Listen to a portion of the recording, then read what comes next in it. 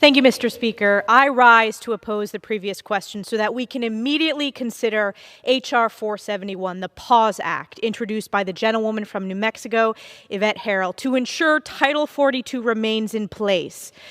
Mr. Speaker, since Joe Biden took office and started implementing his radical open border policies, over 2.4 million illegal immigrants have been apprehended at our southern border. We just had the highest number of border encounters in the past 20 years, over 220,000 in March alone. In FY 2022, CBP seized hundreds and hundreds of thousands of pounds of drugs and thousands of pounds of illicit fentanyl, the leading cause of death for adults aged 18 to 45. And what's worse, over 40 people on the U.S. terror watch list were encountered at our U.S. southern border.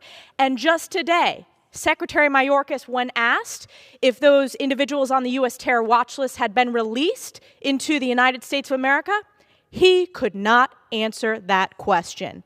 That should stun every American. That is unacceptable that the Secretary of Homeland Security cannot answer a question about whether those dangerous terrorists have been released into the United States of America.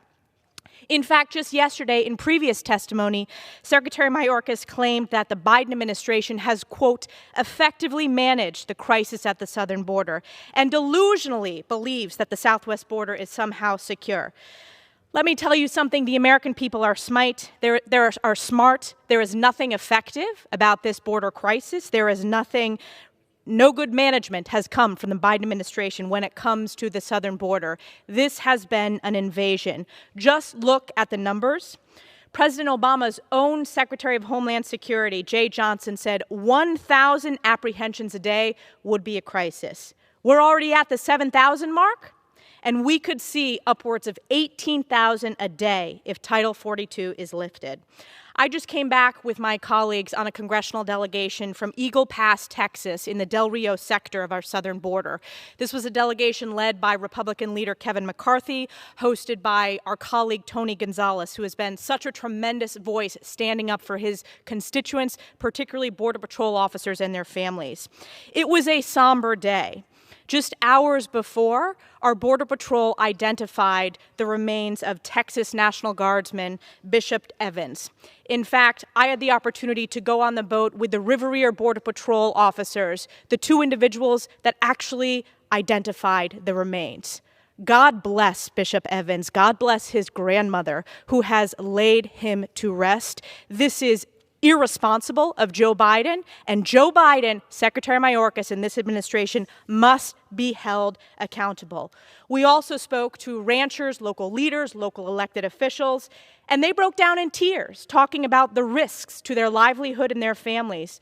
One rancher told us, in fact, that his children needed to carry pistols if they wanted to go outside and play in their yard because they needed to protect themselves as droves of illegal immigrants crossed their property. And you know who they blame? They blame Joe Biden. They blame this administration, who has turned their backs on having a secure border, turned their backs on the people, not just of South Texas, but the people across this country.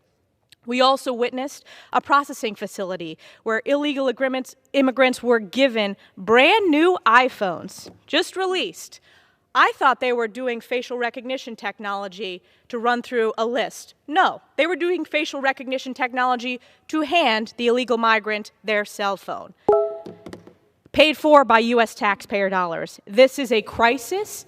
Every district across the country is a border district. Every state is a border district. Gentleman's time is expired. I yield an addition 1 minute to the chair. Gentlewoman is recognized for an additional 1 minute. And on top of that, we have seen flights in the middle of the night relocating illegal immigrants to other states across the nation, including my home state of New York. This current crisis is untenable. Our systems are well beyond the breaking point. The drug crisis caused by our porous border is reaching every part of this country, causing deaths in every congressional district. Every member of Congress needs to step up and secure the border. Our colleagues across the aisle have had over a year to put forth any bill to secure the border. They have failed to put forth any single bill. And now, because we're headed towards a November election, they're they're honestly worried, and they should be, because the American people are smart. They know this is a result of their failed policies. In my district in northern New York, I'm proud to represent Border Patrol officers who have been transferred over and over and over again to the southern border. They are stepping up to do their job. They are stepping up to address this catastrophe caused by Joe Biden.